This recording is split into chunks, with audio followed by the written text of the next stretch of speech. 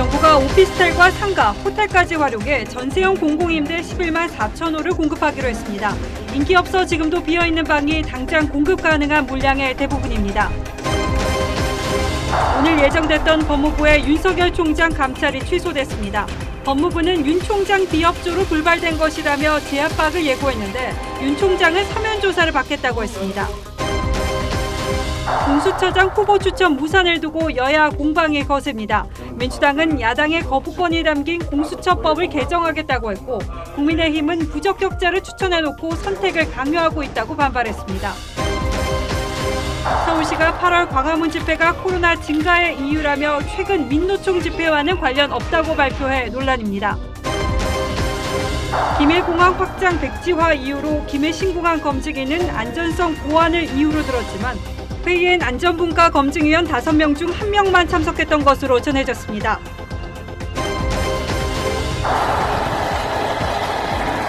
인천의 한 화장품 공장에서 폭발음과 함께 불이 나 9명이 다치거나 숨졌습니다. 난데없는 가을 폭우에 도로 곳곳이 침수돼 시민들이 고립되는 사고도 발생했습니다.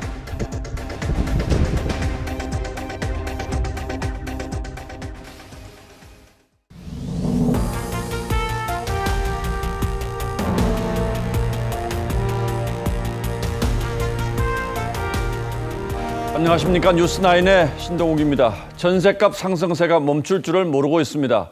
서울은 벌써 73주째 계속 오르고만 있습니다. 전세난은 서울 수도권을 넘어 전국으로 확산해 전국의 아파트 전셋값 역시 63주 연속 상승세입니다. 집이 있는 사람도, 집을 가지고 싶은 사람도, 그리고 집이 없는 사람도 모두 아우성을 치는 총체적인 부동산 대란의 시대입니다. 이런 가운데 정부가 오늘 24번째 부동산 대책으로 전세 대책을 발표했습니다. 내후년까지 전국에서 11만 4천 호의 공공임대주택을 공급하겠다는 것이 대책의 핵심입니다. 그러나 이걸로 과연 전세난을 잠재울 수 있을지 여전히 따져봐야 할 대목이 적지 않습니다. 먼저 정부 발표부터 살펴보겠습니다. 지선호 기자입니다. 정부가 공급하기로 한 전세 물량 11만 4천 호 가운데 60% 이상은 수도권에 집중됩니다. LH와 SH가 보유한 공공임대 중 3개월 이상 공실인 3만 9천 호를 전세로 전환하고 연립주택과 오피스텔 형태인 1만 8천 호 규모의 공공전세주택을 새로 도입합니다. 또 민간이 짓는 다가구, 다세대 주택과 비어있는 상가, 사무실, 숙박시설을 사들여 리모델링한 후 전세를 놓는 방법으로 숫자를 맞췄습니다.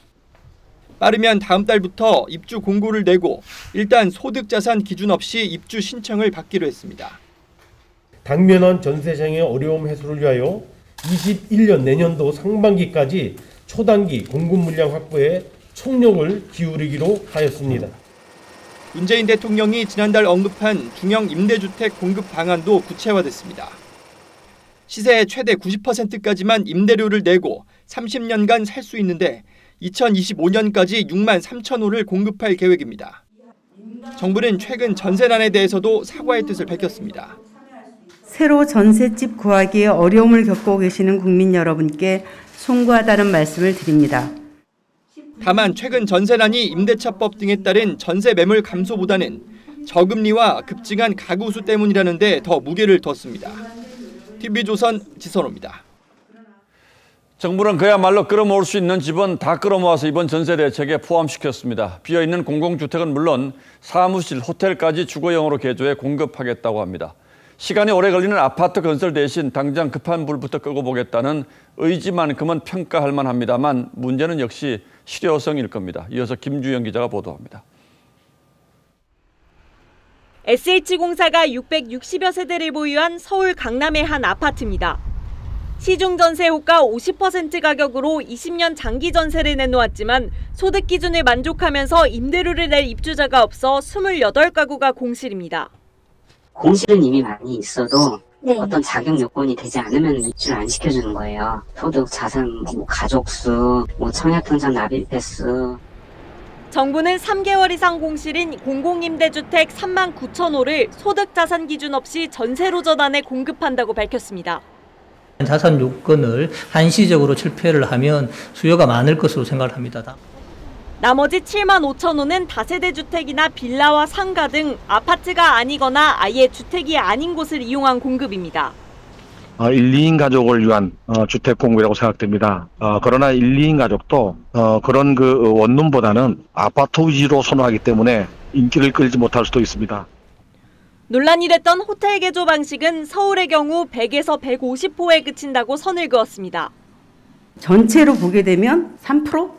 뭐 2% 이 정도밖에 안 되는 건데 이게 마치 지금 전체 90%를 점하는 것처럼 이렇게 알려지게 돼서 저희 전문가들은 아파트 전세난 진정을 위한 이번 대책이 시장 수요와 어긋난 공급을 상당수 포함한 탓에 결국 효과가 반감될 수 있다고 우려하고 있습니다.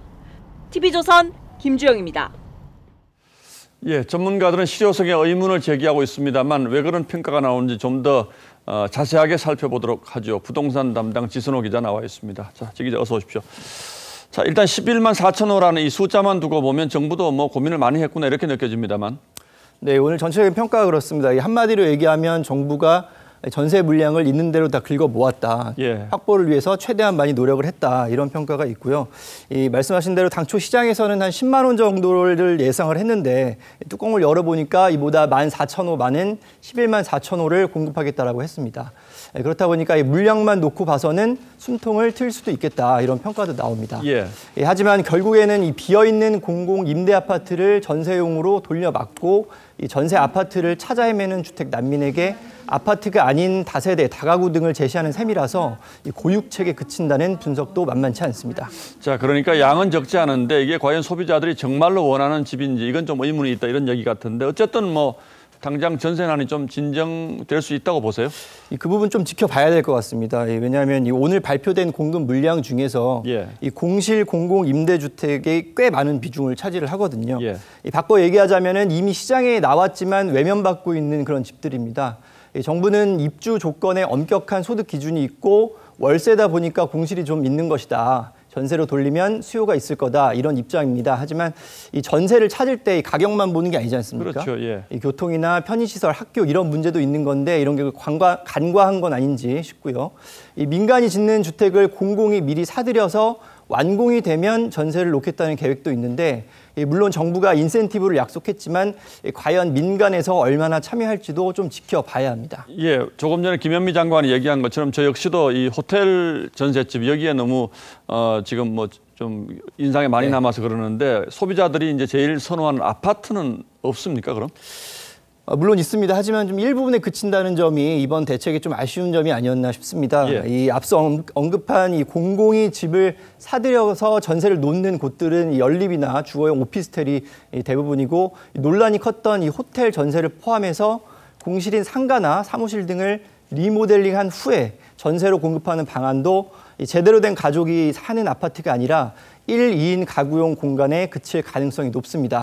이 부분에 대해서 정부는 아파트 공급은 계획부터 입주까지 약 3에서 4년 이상 걸리기 때문에 당장 전세난 진정을 위해서 초단기 공급 물량 확보에 주력을 했다. 이렇게 설명을 했습니다.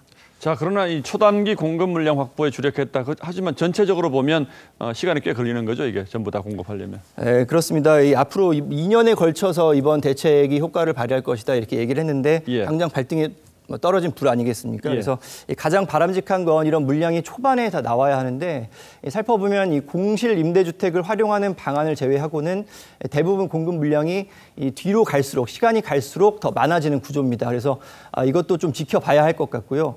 전문가들은 또 이렇게 얘기를 합니다. 현재 전세난이 발생한 주요 원인이 결국 임대차법 같은 그런 정부의 정책의 부작용 때문인데 이 정부가 공급을 주도하기보다는 시장의 수급 왜곡 상황을 어떻게 풀어나갈지 고민해야 한다 이렇게 조언을 하고 있습니다. 오늘 발표에서도 정부가 이 임대차법의 부작용이다 이런 얘기는 아직은 인정하지 않고 있는 거죠.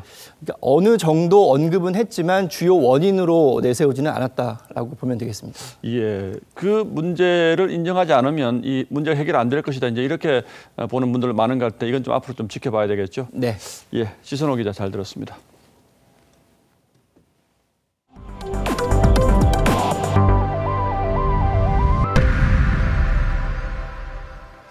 다음 뉴스입니다. 법무부가 당초 오늘 오후 검사를 보내 윤석열 검찰총장 대면 조사를 실시하려고 했다가 일단 한 발 물러섰습니다. 윤 총장에게 직접 조사에 협조하라고 공문까지 보냈다가 분위기가 심상치 않자 일단 취소를 한 겁니다. 하지만 감찰의 성역은 없다며 다시 조사에 나설 의지를 분명히 했습니다. 변재영 기자가 취재했습니다. 오늘 오후 2시 법무부 감찰관실은 윤석열 검찰총장에 대한 대면 조사를 예고해두고 있었습니다. 그런데 오후 2시 20분쯤 갑자기 법무부는 오늘 대검 방문 조사는 없다고 말했습니다. 법무부는 추가로 공식 입장문을 내고 대검에서 협조하지 않아 방문 조사가 이뤄지지 않았다고 설명했습니다. 법무부는 지난 17일 검사 2명을 보내 방문조사 예정서를 접수하려고 했지만 대검이 인편으로 돌려보냈고 오늘 오전에도 총장 비서실에 방문조사 여부를 타진했지만 답이 없었다고 했습니다. 그러면서 비위 감찰에 성역이 있을 수 없고 법과 원칙에 따라 절차를 진행할 예정이라고 했습니다. 법무부는 윤 총장에 대한 대면 조사 재추진도 검토하고 있습니다. 하지만 법무부는 대검 측의 구체적인 감찰 사안은 통보하지 않은 것으로 알려졌습니다. 앞서 추미애 장관은 윤 총장을 겨냥해 라임 사태 관련 검사 접대 은폐 의혹과 야당 정치인 수사부당 지휘 의혹 등 4가지를 감찰하라고 지시했습니다. TV조선 변재영입니다. 자, 법무부는 오늘 조사가 불발된 탓을 대검에 돌렸지만 대검은 아무런 입장을 내지 않았습니다. 하지만 저희 기자들이 취재한 대검의 분위기는 여전히 이런 식의 감찰을 수용할 수 없다는 것입니다. 무엇보다 감찰 내용을 제대로 알려주지 않는 깜깜이 감찰을 검찰총장이 수용할 수는 없다는 반감이 적지 않습니다. 백연상 기자가 취재했습니다. 법무부는 오늘 아침 대검찰청 윤석열 총장 비서실에 윤 총장에 대한 방문 조사를 하겠다고 통보했습니다. 방식은 내부 메신저였던 것으로 알려졌습니다. 이에 대해 대검은 조사 내용을 서면으로 해줄 것과 이에 성실하게 답변하겠다는 입장을 전달했습니다. 조사 내용에 대한 설명과 사전 소명 절차 없는 일방적인 조사에는 응할 수 없다는 겁니다.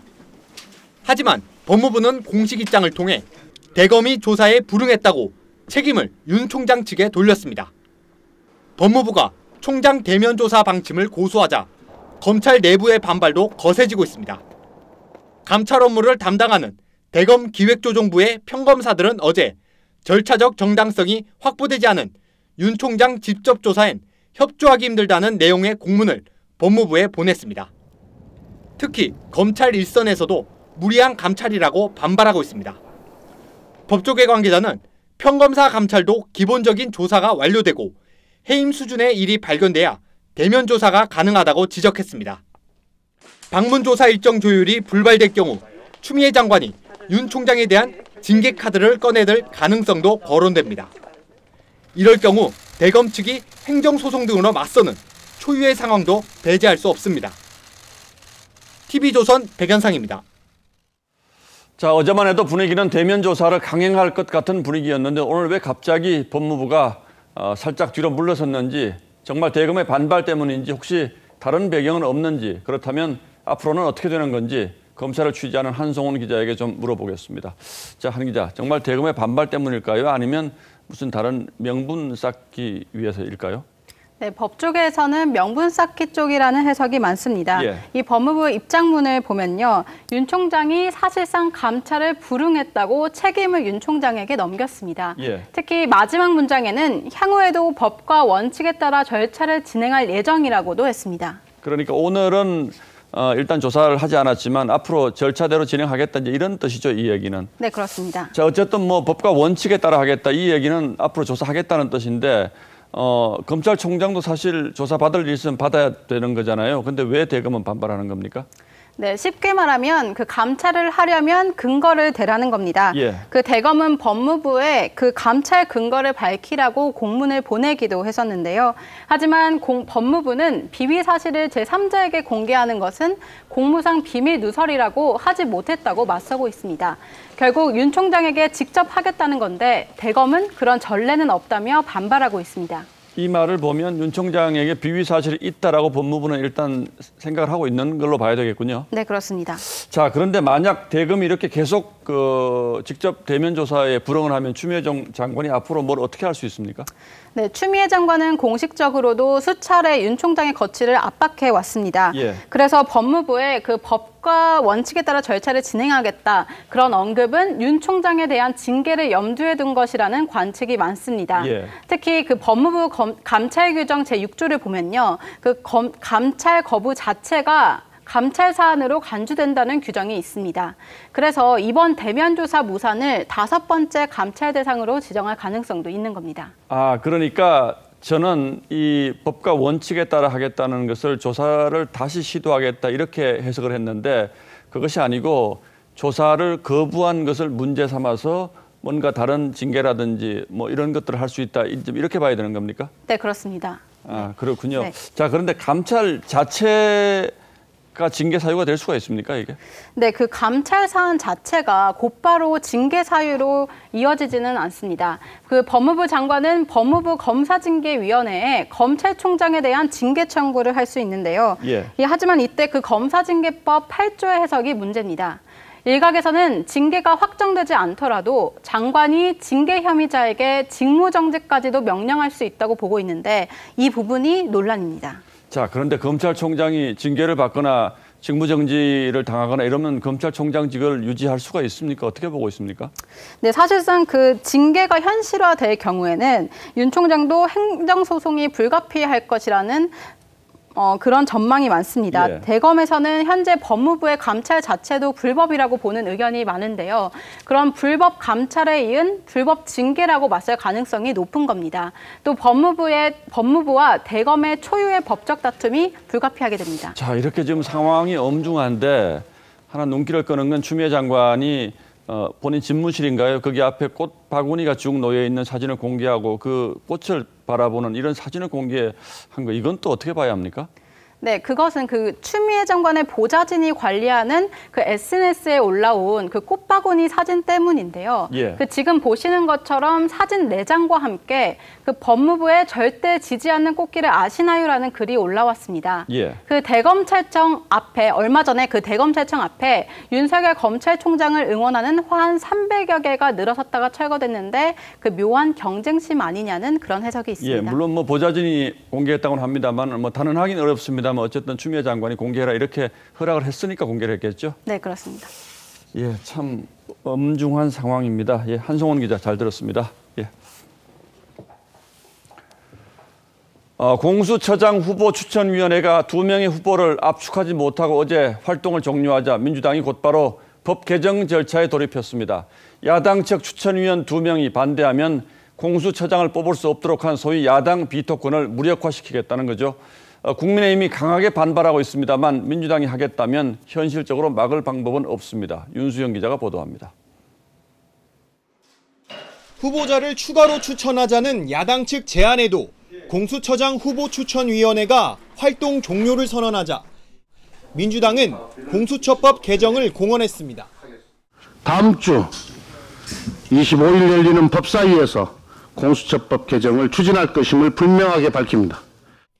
현재 법사위에는 추천위원 7명 중 5명만 찬성해도 후보를 추천할 수 있도록 하는 김용민 의원안과 교섭단체가 추천위원을 추천하지 않으면 국회의장이 대신 추천하는 백혜련 의원안이 올라와 있습니다. 오로지 공수처 출범을 막기 위해 비토권을 악용한 것입니다. 둘 다 야당 거부권을 무력화시키는 법안입니다. 민주당은 이번 정기국회가 끝나는 다음 달 9일까지 법 개정을 마친 뒤 연내 공수처를 출범시킨다는 계획입니다. 국민의힘은 여당이 짜놓은 각본대로 법 개정을 시작했다고 반발했습니다. 법치주의 파괴, 우리나라 수사기관의 파괴, 검찰 독재, 공수처 독재로 가는 이런 일들을 국민들이 결코 좌시하지 않을 것입니다. 그러면서 야당 거부권 무력화는 공수처를 정권 보입으로 만들기 위한 것이라고 주장했습니다. 야당 인사들만 손보는 정권 보입이라는 점만 명명백백 드러난 것입니다. 박병석 국회의장이 여야 원내대표들에게 협의를 촉구했지만 접점을 찾기가 쉽지 않아 보입니다. 여당의 공수처 강행이 사실상 초읽기에 들어갔다는 분석입니다. TV조선 윤수영입니다. 코로나19가 전국적으로 대유행할 조짐을 보이고 있습니다. 이틀 연속 300명 넘게 확진자가 나왔습니다. 특히 서울은 78일 만에 100명을 넘었고 머지않아 누적 확진자가 대구를 넘어설 전망입니다. 문제는 일상 감염의 둑이 터져버려서 감염 경로 추적을 통한 통제가 쉽지 않다는 데 있습니다. 지금이라도 거리 두기를 2단계로 올려야 한다는 목소리도 나오고 있습니다. 황병준 기자입니다. 서울 도봉구의 이 종교시설에선 24명의 확진자가 나왔습니다. 법회 참석자 1명이 지난 일요일 처음 확진된 뒤 다른 방문자와 가족 등으로 전파된 겁니다. 시계 틀어놓고 법회하는 포교원이라고 종교 조연 신문문도 하고. 서울에서는 연세대 동기 모임, 서초구 종교시설, 노원구 일가족 등 기존 집단 감염에서 확진자가 늘어나거나 새 집단 감염이 발생했습니다. 이로 인해 신규 확진자는 78일 만에 세 자릿수인 109명으로 뛰었습니다. 해외 유입을 포함한 누적 환자는 7,000명을 넘어 조만간 대구를 추월할 전망입니다. 가족 모임, 지인 모임 등을 통해 전파되고 이후 직장 등으로 추가 전파되는 상황을 보이고 있습니다. 경기도에선 김포 노래방 관련 10명, 파주 홍보물 제작업체 관련 9명 등 59명의 확진자가 나왔습니다. 질병관리청이 계산한 현재의 그 재생산 지수 역시 1.5를 상회하는 것으로 보고 있습니다. 확진자 1명이 1.5명을 감염시킨다는 의미입니다. 하지만 이미 일상 활동이 늘어나 당장 내일이라도 확진자가 2배 이상 늘 수 있다는 비관적인 전망이 나오고 있습니다. 방역당국은 수도권의 일평균 확진자가 200명을 넘어서면 거리두기 2단계 격상을 검토하겠다고 밝혔습니다. TV조선 황병준입니다. 자, 그런데 최근 들어 서울의 확진자가 이렇게 급증한 것이 석 달 전 8.15 집회의 영향이라는 서울시의 분석이 논란을 낳고 있습니다. 전국적으로 15,000명가량이 모인 지난 주말 집회나 헬로윈 데이의 영향은 아니라는 게 서울시의 진단입니다. 전문가들조차 아직은 알 수 없다는 의견이 많은데 서울시가 왜 서둘러 이런 분석을 내놨는지도 논란입니다. 신유만 기자가 취재했습니다. 78일 만에 서울의 신규 확진자가 세 자릿수로 늘어나자 서울시가 그 원인으로 석 달 전 8.15 집회를 꼽았습니다. 8.15와 그때 많이 발생했을 때 아마 지역사회에 꽤 많이 잔종 감염을 시켜놓았다고 저희들은 판단을 하고 있습니다. 이어서 GPS 분석 결과 지난 주말 민노총 집회나 10월 말 헬로윈데이와의 연관성은 나타나지 않았다고 설명했습니다. 하지만 전문가들의 의견은 달랐습니다. 먼저 석 달 전 광복절 집회에서 원인을 찾는 것은 무리라는 지적이 나옵니다. 적어도 잠복기가 2일에서 14일이니까 그렇게 따지면 최근의 집회가 원인이지 않을까 이렇게 추정하는 게 더 합리적이죠. 광복절 집회가 영향을 미쳤을 가능성을 배제할 수 없지만 헬로윈데이 등 최근 상황을 무시하면 안 된다는 의견도 있습니다. 20일 가까이 되잖아요. 예, 충분히 그 영향도 있어요. 없다고 얘기하면 그거는 곤란할 것 같아요. 논란이 일자 서울시는 지난 8, 9월 집단 감염의 특징을 설명하기 위해 8.15 집회를 예로 든 것이라며 광복절 집회 때문에 최근 확진자가 증가한다는 의미는 아니었다고 해명했습니다. TV조선 신유만입니다. 3차 대유행이 우려되는 상황에서 순천시가 전국에서 처음으로 거리 두기를 2단계로 격상합니다. 집단 감염으로 마을이 통째 코호트 격리된 데 이어서 가족이나 모임 등 일상 감염까지 벌어지자 더 큰 손실을 우려해서 선제적 조치에 나선 건데요. 오선열 기자가 전하겠습니다. 어제 10명의 확진자가 쏟아진 순천의 한 마을입니다. 외부인 출입이 통제되고 주민 110명이 집안에 머물면서 마을엔 적막감만 감돕니다. 방역 물품을 받을 때만 잠깐 외출이 가능합니다. 직장을 못 가니까는 아주 많이 불편해하고요. 예. 바이러스가 누가 누구에서 감염이 되는지 답답해 주겠죠. 오늘은 이웃마을 주민 2명이 확진 판정을 받았습니다. 순천에선 지난 13일 동안 은행과 통근버스, 헬스클럽, 식당 등을 통해 58명이 확진 판정을 받았습니다. 어제 하루 20명의 확진자가 쏟아지는 등 전파 속도가 빨라지자 순천시는 내일 0시부터 사회적 거리 두기를 2단계로 올리기로 했습니다. 더 큰 경제적 손실을 막기 위해 눈물을 머금고 사회적 거리두기 2단계 격상을. 강원도에선 철원과 춘천 등지에서 22명의 확진자가 나오면서 방역에 비상이 걸렸습니다. 춘천 청소년 상담센터에서 상담 업무를 맡은 종교인들 4명이 잇따라 확진 판정을 받았습니다. 학생 19명이 상담받은 것으로 알려지면서 학교 방역에 비상이 걸렸습니다. 아이들이 아프면 안 되니까 그게 최고의 걱정이죠. 교사께서 다들 불안하시고. 충남에서도 야유회를 다녀온 대학생 7명이 확진 판정을 받는 등 조용한 전파가 이어지면서 지역사회 불안감을 키우고 있습니다. TV조선 오순열입니다. 2주 뒤면 수능입니다. 전국 고등학교는 혹시나 확진자가 나올까 하루하루가 노심초사인데요. 서울 지역 고3들은 일주일 앞당겨서 원격 수업에 들어갔고 정부는 아예 학원에서 확진자가 나오면 이름, 동선, 일체를 공개하겠다고 했습니다. 최원영 기자입니다. 서울의 이 고등학교는 어제 학생 1명이 확진되자 등교를 전면 중지했습니다. 검사 진행하셨다고 하셨어요. 학생하고 교직원 합해서 306명으로 확인했습니다. 오늘 0시 기준으로 전국에서 확진된 학생은 38명입니다.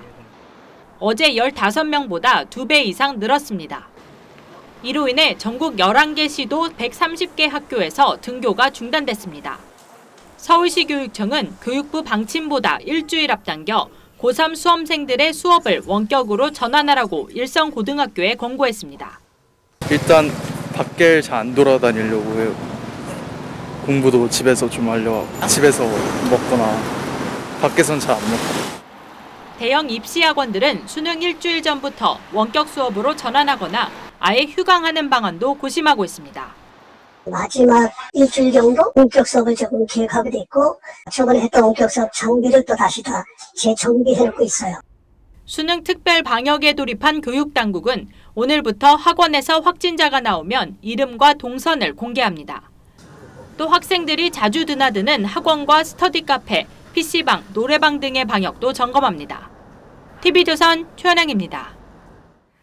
직원 확진이 잇따르고 있는 기업도 감염 차단 고삐를 조이고 있습니다. 재택근무를 늘리고 회식도 금지하는 등 지난 8월 2차 대유행 당시로 돌아갔습니다. 오현주 기자입니다.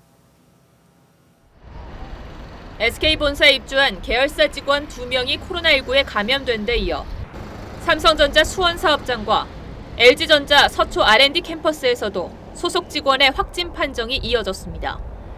집단 감염으로 인한 셧다운을 막기 위해 기업들은 대응 조치를 지난 8월 2차 유행 당시 수위로 올렸습니다. LG전자는 지난 16일부터 재택근무 비율을 30%로 늘렸고 삼성전자도 희망자에 한해 2차 재택근무 운영에 들어갔습니다. 또 회의 참여 인원을 대폭 줄이고 회식 금지령도 내렸습니다. 확진자 발생이 없는 IT 기업들도 한 발 앞선 대응에 들어갔습니다. 코로나19 확산에 대한 선제적 대응을 위해 다시 어제인 18일부터는 전 직원을 대상으로 전일 원격 근무 체제로 전환했습니다. 네이버는 주 3회 순환 근무를, LG유플러스는 3교대 재택근무를 다시 시작했습니다. 기업들은 코로나19가 생산 라인에 퍼지는 최악의 상황을 막기 위해 선제적 대응에 안간힘을 쓰는 한편 3차 대유행 조짐이 향후 실적 전망에도 부정적 영향을 끼치지는 않을지 내부 점검에 들어갔습니다. TV조선 오현주입니다. 인천의 한 화장품 공장에서 불이 나 3명이 숨지고 6명이 다쳤습니다. 폭발과 함께 유독가스가 많이 발생해서 인명피해를 키웠습니다. 강석 기자입니다. 건물 창문에서 시뻘건 불길이 뿜어져 나옵니다.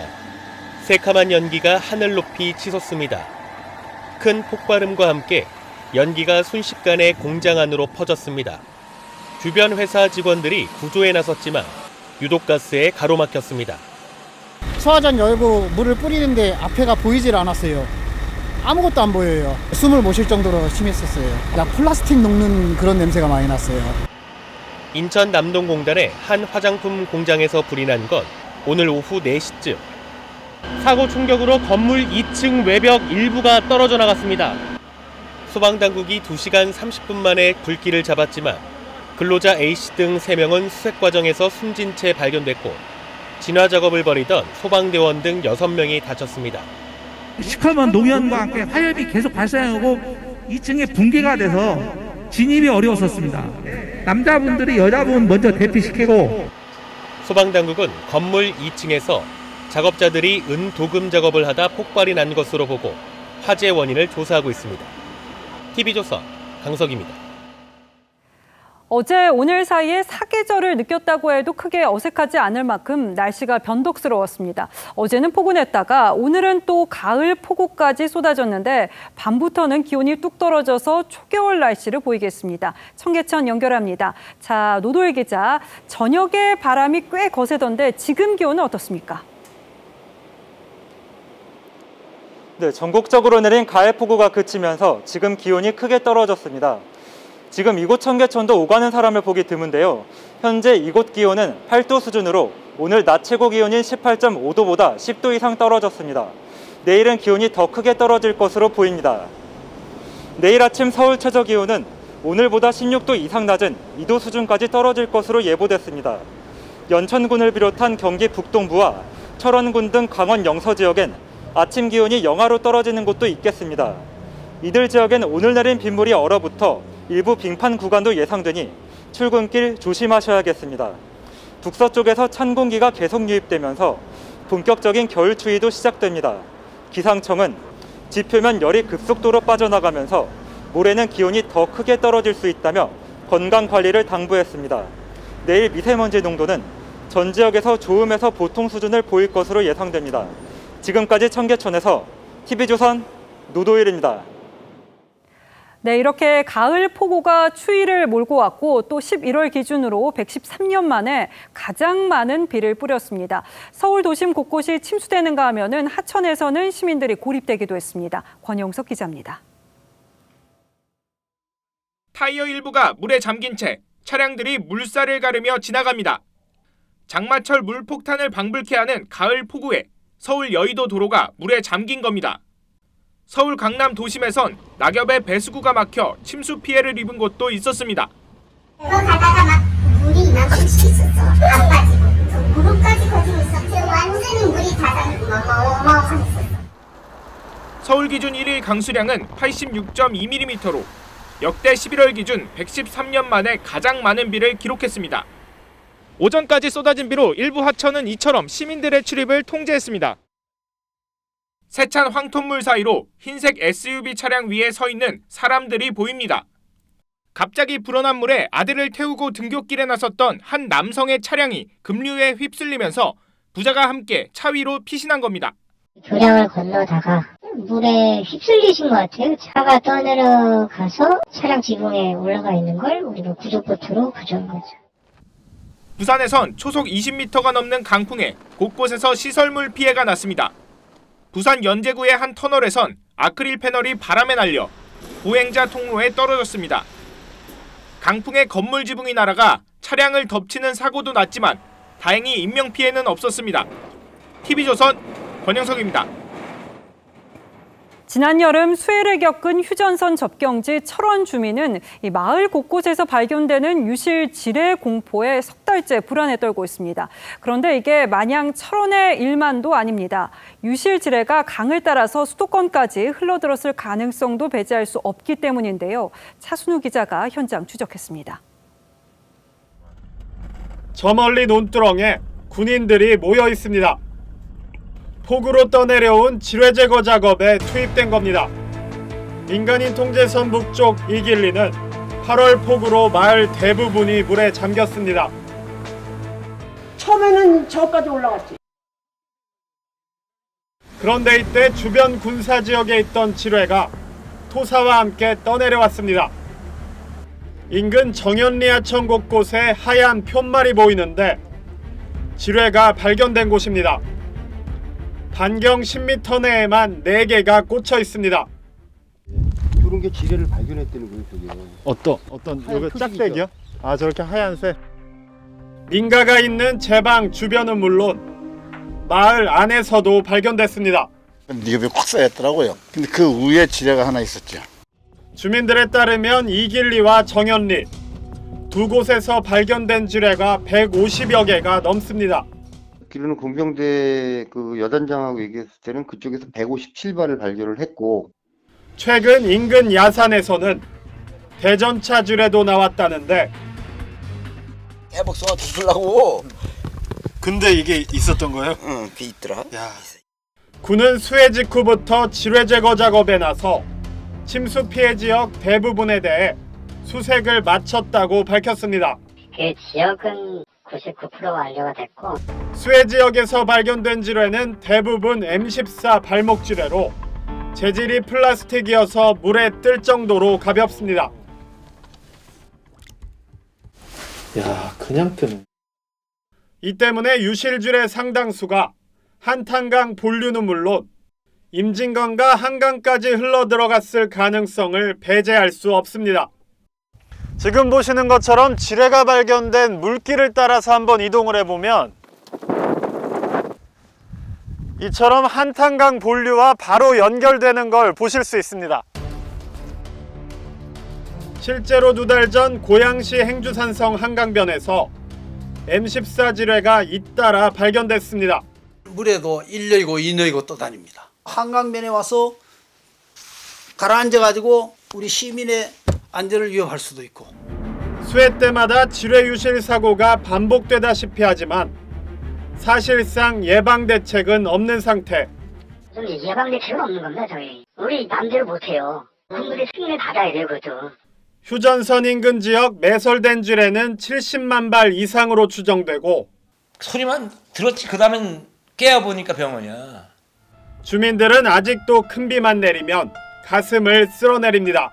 내년 봄에 뒤 가서 농부들은 목숨 걸고 농사 지으라는 거지. 현장 추적 차순우입니다. 예, 다음 뉴스입니다. 저희 뉴스나인 취재팀이 김해 신공항 백지화를 결정한 총리실 산하 검증위원회 위원 전원에게 당시 상황을 물어보기 위해서 전화를 걸었습니다. 이 가운데 상당수는 전화를 받지 않았고 또 통화가 된 위원들도 세부 사항에 대해서는 보안 각서를 쓴 상황이라며 말을 아꼈습니다. 하지만 일부 위원들은 최종 발표 10여일 전까지만 해도 김해공항 확장이라는 기존의 결정이 그대로 유지되는 걸로 알고 있었다고 밝혔습니다. 이낙연 민주당 대표가 부산을 찾아서 희망 고문을 끝내도록 하겠다고 말한 바로 그 시점입니다. 이채림 기자가 취재했습니다. 검증위가 마지막 전체 회의를 가진 건 지난 9월. TV조선 취재에 응한 검증위 전문가들은 당시 김해 신공항 유지 결정을 예상했다고 했습니다. 검증위원으로 참여한 A 교수는 최종 발표 열흘 전인 지난 5일까지도 큰 결함은 없는 걸로 잠정 결론을 내렸다고 밝혔습니다. 또 검증위가 발표한 근본적 검토란 문구도 이때까지는 없었다고 했습니다. 지난 5일엔 위원장과 4개 분과장 회의가 있었는데 그 하루 전인 4일 민주당 이낙연 대표는 부산을 찾아 법제처 판단을 예고했습니다. 부울경의 희망고문 빨리 끝내도록 최선을 다하겠습니다. 법제처의 판단이 내주 전반기에 있을 것으로 알고 있습니다. 엿새 뒤인 지난 10일 법제처는 기본계획이 법 취지에 위반한다는 유권 해석을 내놨습니다. 검증위의 비 교수는 문제가 있으면 계획을 새로 세울 수도 있는 것이라면서도 백지화에 놀랐다고 했습니다. 그러면서 법제처의 유권 해석을 보면 처음부터 결론이 정해져 있던 것 아닌가 싶단 말도 했습니다. 검증위는 검증 과정에서 다양한 견해가 있을 수 있다며 치열한 논의를 끝에 도출한 결론을 이견이 있는 것으로 보는 건 적절치 않다고 밝혔습니다.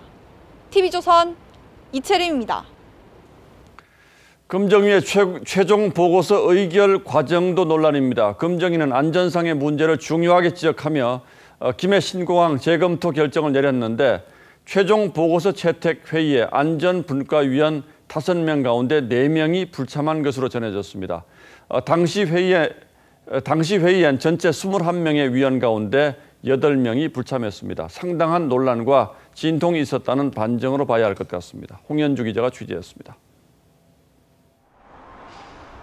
지난 9월 5일 김해 신공항 검증인의 안전분과위원 5명은 마지막 분과 회의를 열었지만 최종 보고서나 발표문 검토를 하지 못했습니다. 위원들 간 이견이 있었던 것으로 전해집니다. 결국 안전분과 최종 보고서는 9월 23일 김수삼 위원장과 각 분과별로 1명씩 총 5명이 모인 자리에서 검토됐고 이틀 뒤 전체 회의에서 의결됐지만 이 자리에 안전분과위원 5명 중 위원장을 포함한 4명은 불참했다고 한 위원이 전했습니다. 안전 분야 결과가 정작 해당 위원들 다수가 빠진 상황에서 의결된 셈입니다. 전체 회의엔 참석 대상자 21명 중 8명이 빠진 13명만 참여했습니다. 야당은 검증위 결정 과정을 철저히 따지겠다고 했습니다. 결정됐던 국책사 국가정책이 합법적인 과정을 거치지 않고 변경되는 것에 대해서는 분명한 감사나 검증 절차가 있어야 합니다. 조국 전 법무부 장관이 가덕도 신공항을 노무현 국제공항으로 하자고 주장하자 야당에선 성추행으로 보궐선거가 생기고 선거용으로 가덕도를 살려낸 것이니 오거돈 국제공항을 고려해보라고 맞받았습니다. TV조선 홍현주입니다. 예, 보신 것처럼 김해 신공항 백지화 결정 과정이 졸속의 의문투성이라는 사실이 하나하나 드러나고 있습니다. 더구나 검증위는 가덕도라는 말은 꺼내지도 않았습니다. 그런데도 여권은 이미 사전에 다 결정이라도 나 있었던 것처럼 가덕도 신공항 속도전으로 밀어붙이고 있습니다. 지난 평가에서는 꼴찌를 했던 가덕도가 지금은 어떻게 달라졌길래 이러는 건지요. 여기에 오늘의 포커스를 마쳤습니다. 부산 도심에서 27km 떨어진 거리에 있는 부산 최남단의 섬 가덕도입니다. 여권이 김해 신공항을 백지화하고 가덕도 신공항을 추진하려 하면서 또다시 논란이 일고 있습니다. 농사 짓는 사람은 땅 안 팔린 사람은 공항이 들어오면 좋겠지. 우리 같이 하는 사람 여대에 사는 게 제일 좋지. 가덕도는 앞선 2번의 조사에서 공항이 들어서기에는 경제성이 없다는 평가를 받았죠. 2011년엔 100점 만점에 38.3점을 받아 기준점인 50점을 넘지 못했고 2016년 프랑스 전문가 연구 용역에선 1000점 만점에 635점으로 후보지 3곳 중 꼴찌였습니다. 가장 큰 문제는 바다를 메우는데 돈이 많이 든다는 겁니다. Usually airports are a flat site and Gardeok is all but not flat. Gardeok is a steep island which will require large reclamation over the sea. 2016년 기준 가덕도에 공항을 짓는 데 드는 비용은 10조 원. 김해공항 확장에 필요한 4조 원의 2배가 넘습니다. 매년 한두 차례 태풍이 지나가는 길목이어서 공항이 들어서기엔 위험하다는 지적도 받았습니다. 실제로 태풍의 활주로가 잠겨 폐쇄되기도 하는 일본 간사이 공항과 닮은 꼴이 될 거란 예상도 나오죠. Airline companies have canceled hundreds of domestic flights. 그런데 부산시는 당초 안에서 활주로 방향을 바꾸면 매립 비용이 줄어들 거라고 말합니다. 활주로 방향을 틀면 바다를 덜 메워도 되고 예산이 7조 원 수준으로 줄 거라는 예측이지요. 가덕 신공항의 신속한 추진을 위해 당내 추진단을 구성하기로 하고 특별법 제정에 공식 착수하기로 했습니다. 하지만 김해 확장안보다 비용이 더 든다는 반론은 여전합니다. 동남권 신공항이 선심성 공약에서 출발된 정치공항이라는 시민단체의 주장도 있는데 삼수에 도전하는 가덕도 신공항이 이런 오명을 벗을 수 있을지. 뉴스나인 포커스였습니다. 미국 코로나 상황은 나빠져만 갑니다. 어제 하루에만 2,000명 가까이 숨지면서 누적 사망자 수가 25만 명을 넘었습니다. 백신 제약 업체들은 긴급 사용 승인을 신청했습니다마는 이들 업체의 백신이 이런 폭증세를 잡을 수 있을지는 의문입니다. 성민혁 기자입니다. 교실이 텅 비었습니다. 뉴욕 모든 학교가 문을 닫았습니다. We're a little sad it's closed, but if that's what's best for the kids, we'll go with it.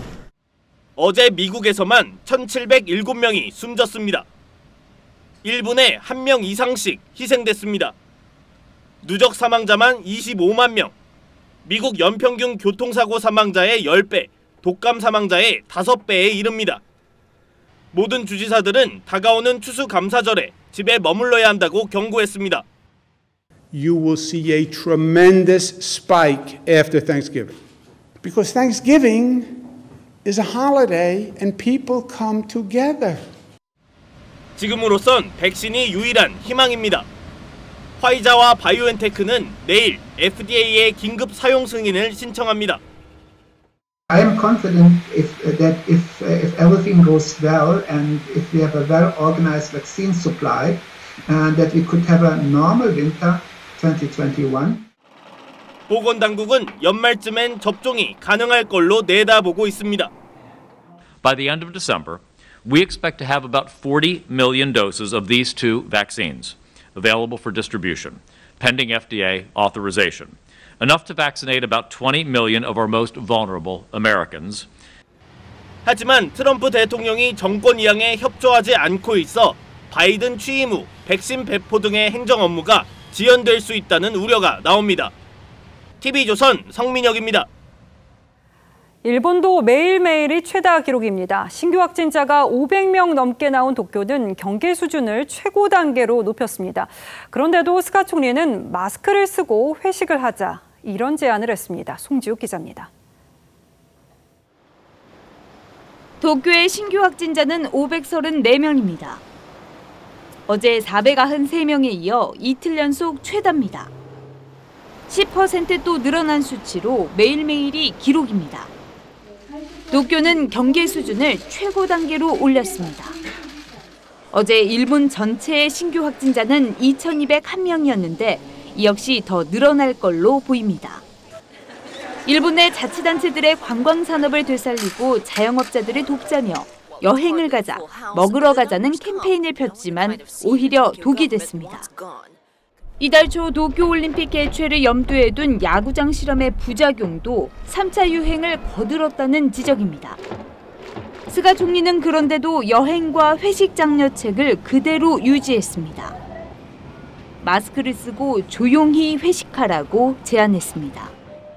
専門家からは飲食を通じた感染のリスクが指摘されており、ぜひ皆さん静かなマスク会食、これをぜひお願いをしたい、このように思います。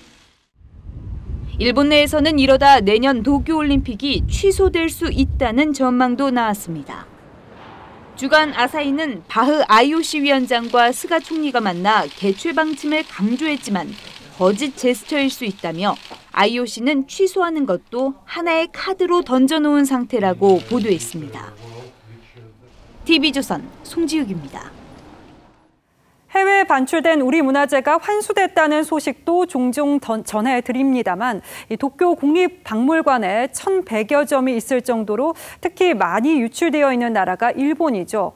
환수를 위해서는 국민적 노력이 필요하다는 목소리가 커집니다. 임서인 기자입니다. 문화재 도구를 소재로 한 영화 도굴.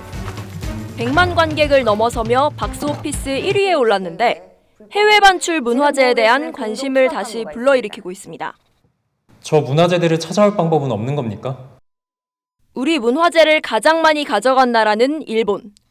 조사된 유출 문화재만 8만 점이 넘습니다. 최근 일제강점기 때 도굴과 밀반출 문제를 탐구하며 문화재 비화를 다룬 책을 펴낸 손정미 작가는 전 세계에 2점뿐인 순금제 가야금관 등 진귀한 문화재 1,100여 점을 도쿄 국립박물관에 넘긴 일본인 사업가 오구라 다케노스케를 주목합니다. 지금 알려지기로는 도굴꾼들에게 이렇게 뒷돈을 대면서까지 좋은 물건을 자기한테 가져오라라고 할 정도로 도구를 부추긴 사람이죠.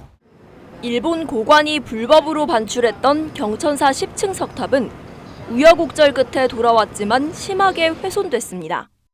그걸 배에 싣고 가려니까는 동강 막 마구잡이로 자른 거예요. 다나카 미쓰아키 자기네 집에 저거를 그냥 화물짝처럼 다 놓고 있었던 거예요. 1965년 한일 문화재 협정 이후 일본이 반환 협상을 기피하는 등 환수율이 저조한 상황. 오늘 조계종도 백제의 미소라 불리는 백제 금동관음보살 입상에 환수를 촉구하는 입장문을 발표하는 등 우리 문화재를 되찾아야 한다는 목소리가 높아지고 있습니다. TV조선 임서인입니다.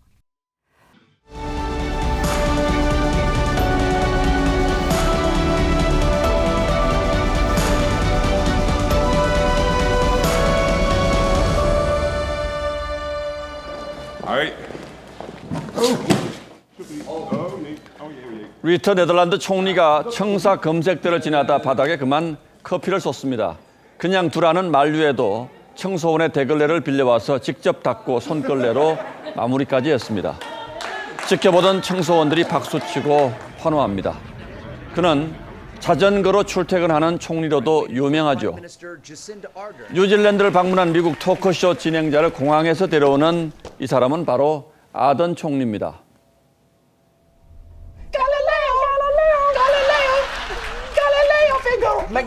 차를 몰며 함께 노래를 흥얼거리고 집에서 소시지를 구워 먹으며 담소합니다.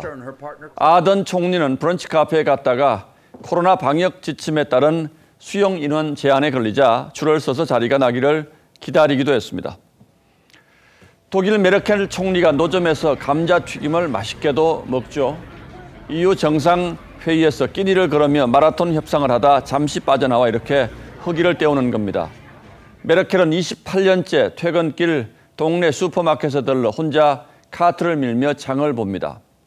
이렇듯 정치와 민생의 거리는 가까울수록 좋습니다. 그래야 국민이 어떤 고통을 겪고 무엇을 원하는지 알 수가 있고 그런 공감 위에서 올바른 정책이 나오기 마련입니다. 공공임대주택을 중산층까지 포함하여 누구나 살고 싶은 질 좋은 평생주택으로 확장하고 정부가 전세난을 타개하겠다며 공공임대주택 공급에 중점을 둔 24번째 부동산 대책을 내놨습니다. 그런데 이번에도 시민과 시장의 반응은 미지근한 듯합니다. 전세값이 천정부지로 치솟고 전세 매물도 씨가 마른 현실에서 전세 난민들의 한숨과 비명에 귀를 기울이기나 한 것인지 그래서 의심스럽습니다. 이 가운데 정책과 민생 사이의 괴리를 상징하는 대표적인 대책이 바로 호텔 전세방입니다. 서민들이 원하는 전셋집은 적어도 아이 키우고 밥 지어 먹고 다리 펴고 쉬면서 오순도순 살 수 있는 그런 집일 겁니다. 여행자에게 며칠 호텔살이는 편리하고 낭만적일 수 있겠습니다만 가족이 몇 년씩 일상을 꾸려가자면 답답하고 남루한 삶일 수밖에 없습니다. 뭐라도 대책을 내야 한다는 강박관념은 이해합니다만 그렇다고 신발 신고 발바닥을 긁으면 시원하겠습니까? 호텔집에 호응이 좋았다는 김현미 장관의 말 역시 서민 약 올리는 말로밖에는 들리지 않습니다. 그래서 뾰족한 전세 대책이 없다고 거듭 실토한 경제부총리가 차라리 솔직하게 느껴집니다. 영혼까지 끌어모아서 온 힘을 기울이는 것을 요즘 영끌이라고 합니다만 호텔까지 끌어대는 혹끌에 이르러선 딱하다는 생각을 지울 수가 없습니다. 11월 19일 앵커의 시선은 호텔살이 해보시겠습니까? 였습니다.